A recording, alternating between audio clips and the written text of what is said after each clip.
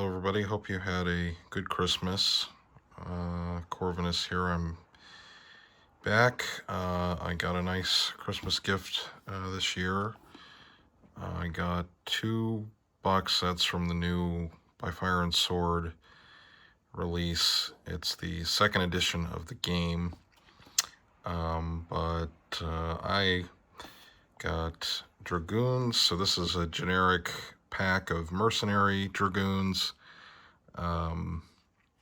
And also got the Swedish Skirmish set. So with the new box sets Wargamer has released, they've made changed the packaging a little bit, so it's a little bit bigger for these skirmish sets because they added a few different things to them. But I don't play the rules for Fire and Sword, to be totally honest, but I generally like the figures, and it's nice that they sell these sets. So, but the Dragoon box set, you get 18 Dragoons, and then you get the extra stuff for playing Fire and Sword. And I do appreciate that these sets come with both the mounted and the dismounted troops. So theoretically, you could field them as one or the other, or I tend to use both the mounted and the dismounted on the table at the same time. But anyway, just you have the figures on foot as well.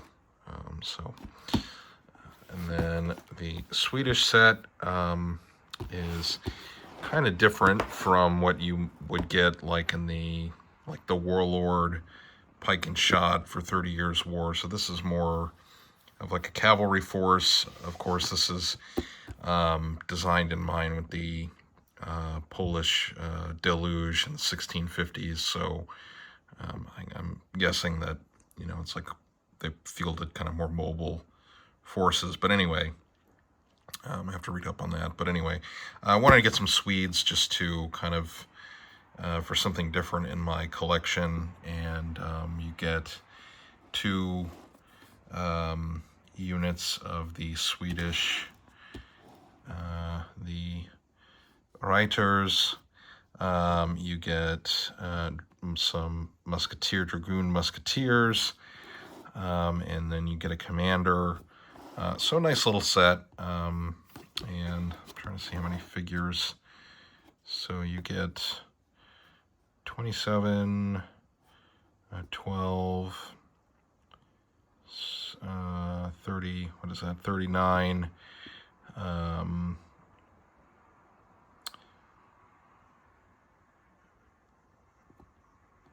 yeah, you get a decent amount of figures. Sorry. It's kind of late when I'm filming this, so my math isn't up to snuff, so it's kind of embarrassing. Anyway, yeah, so you get a nice set of figures, but okay, I'll go ahead and open these up and show what comes inside. I already did this before, but figured I'd go ahead, for myself, but I figured I'd go ahead and make a video for you all. Okay, so I went ahead and opened up both the Swedish set just to pull out some of the figures, and I opened the mercenary Dragoons. Those are them up here.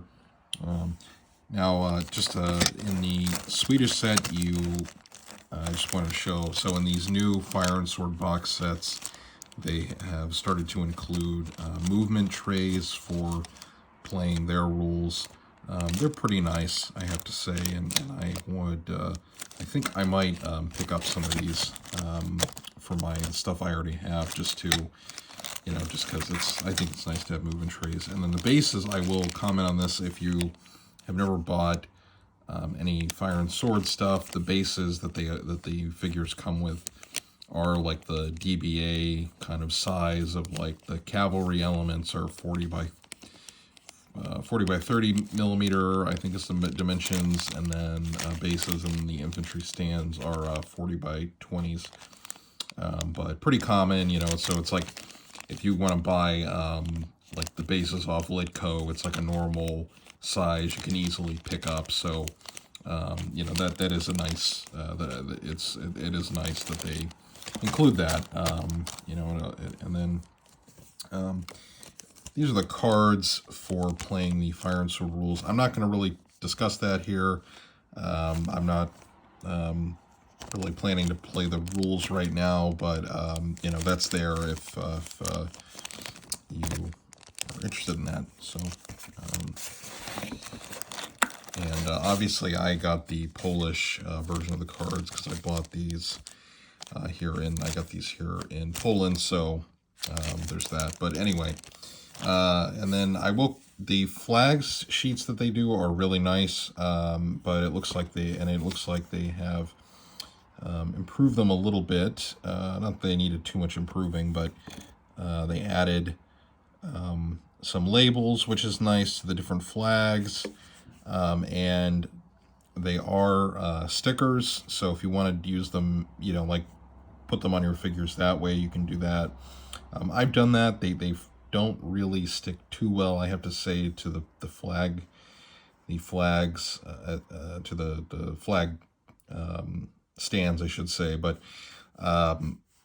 yeah, you can do that, or you can just clip out the paper and glue them. I've done that myself as well. And then these little ones are for the cards for playing the Fire and Sword rule set. But yeah, they do a good job with these flag sheets, and it's nice that they just come right in the pack of miniatures. Okay, so now on to the actual figures. So here we have, these are some of the Swedish writers. Kind of need to do some cleanup on these. Got another one. Here's holding his carbine. And then these are the horses. The horses for like most of the sets are just the same horses, so they're made out of plastic. A little bit bigger in proportion to the riders, if that's a issue for you. I can kind of go either way on the proportions of these figures. I mean, I will say that with Coruscant figures, because it's like what I have the most of, they tend to be a little bigger because of the horses. But the like troops themselves are like not that much bigger than Coruscant. And then the Blue Moon Renaissance pikemen I have would be definitely a lot kind of chunkier than these guys. And then here we have the command element for the Swedish colonel. Looks like he's, you know, ready to go plunder a Polish village or something.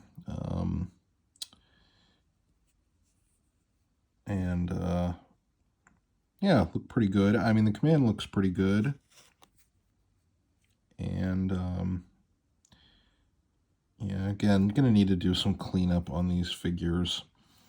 And then here we have the infantry, and unfortunately, yeah, the muskets do not have a ton of detail or definition to them.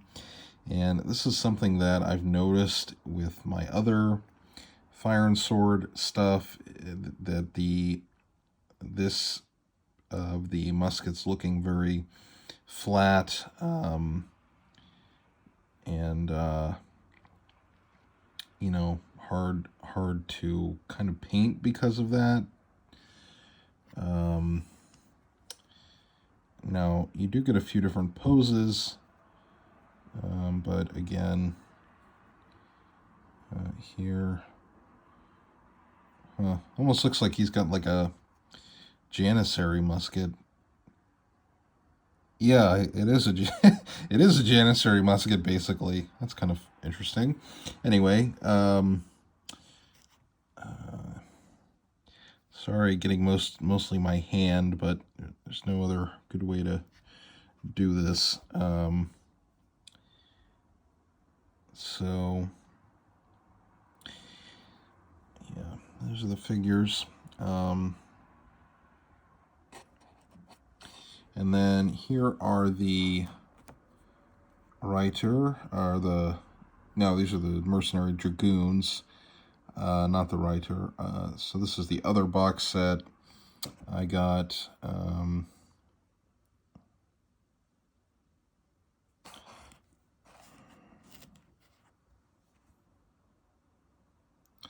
Now, one thing I foresee that could be frustrating on these guys is so this is the sword that they've, in the mold that they have, like out here, and you clip this off and then glue it to the back of the musketeer. And I'm hoping that shouldn't be too challenging, but now as I look at it, it seems like there's plenty of space to put the glue down so the sword will fit. So I don't think that should be a huge issue. But, you know, sometimes with these 15mm figures, you have to do assembly like this. It can be a little frustrating. And here we have another dragoon. He's got his musket. So, you know, if you're watching, you can see, you know, you can kind of decide for yourself what you think about these miniatures.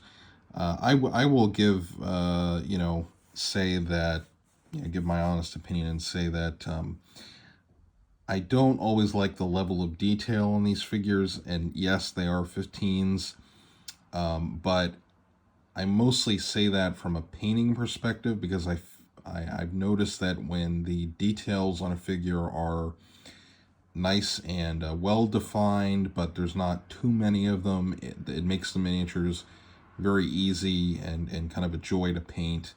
And sometimes when the details get a little kind of mushy on a figure, that can make it kind of challenging. And I have to say that for some of these fire and sword figures, that is unfortunately the case.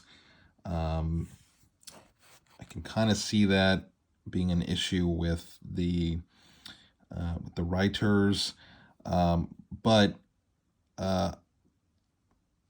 I think when I get them painted up, they will look just fine. You know, you can go through my channel and see I've posted plenty of these miniatures. I bought tons of them, so you know, but there are, you know, pros and cons, just like with any figure. And I will say though that I think the important thing for this range of miniatures is, even if the you know, detail of the each individual figure is not, you know, perfect, you can get relatively a lot quickly, like with these box sets, like the Skirmish set, and you know, you kind of have like the beginning of an army ready to go. And you know, what I have done with my own armies is I have like fire and sword, but then also add in like Coruscant, or you know, maybe if you have a bunch of Essex figures, you know, you could mix those in too, that sort of thing. I don't know how well they match up with the Warlord Epic scale. I've kind of don't not really interested in those personally, but anyway, you know, that's a possibility. Maybe you could mix those, but I think these are slightly a little too big to mix with the Epic, the Warlord Epic, but I'm not sure. So yeah, I think yeah, I'm pretty happy with these. I think they'll, you know, when I get them on the table fully painted, they'll be good. You know, it'll be nice to have kind of also the genesis of if I want to build out some Swedish troops for like maybe 30 Years War type stuff. But yeah, it's a nice set. I'm pretty happy with these, and like I said, I think they will they will look nice on the table, fully painted. In terms of like the other projects on my channel, I'm probably just going to paint up these guys as just as the Swedes with the attached extra mercenary dragoons. I'm not going to do a huge Swedish army at this time, but I think for, you know, the kind of solo gaming I do, this will be a good little core, small army, you know, to use with my Polish Lithuanian Commonwealth forces. So yeah, so that's what I've got. That's the review of these couple of box sets. I hope you found it helpful. And I'm hoping that they will re-release the Cossack set. I really wanted that, but they have not yet put out the new Cossack box set, because I was really hoping they would have that, but they have not put that out, the new one out yet, because I kind of wanted to jumpstart like some Cossacks to go with my Polish army as like the registered Cossacks or what have you. But anyway, this is nice, and I'm happy I got it. And you know, it's more pike and shot era stuff, so it's kind of what I do here, and it's part of the, you know, history of Central and Eastern Europe in the early modern period, which is my thing. So, all right. Now I'm really finished the video. Hope you all had a nice Christmas, and you know, nice New Year. And I will talk to you all next video.